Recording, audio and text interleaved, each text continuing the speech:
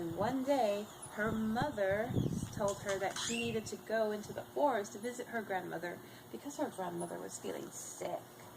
So she packed up a basket full of goodies and took off to the forest. But not before her mother told her, Little Red Riding Hood, don't talk to any strangers. Don't talk to any strangers. Don't do it. So she heads off into the woods, and she's walking, and who should come along but the big bad wolf.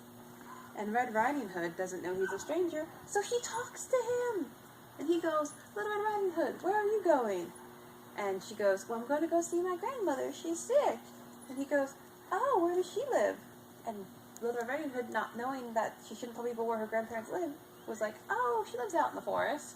So the big bad wolf told Little Red Riding Hood, hey, how about you stay here and pick some flowers, and I'll see you later.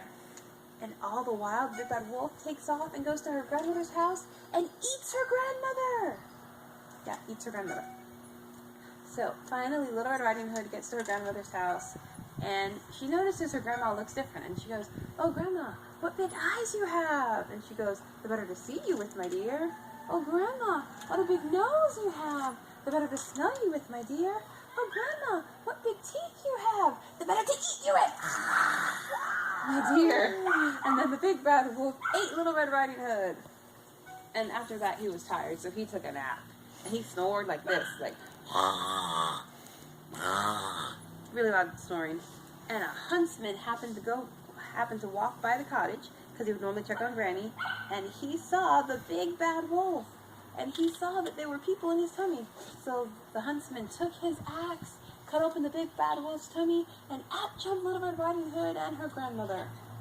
And they decided to teach the wolf a lesson.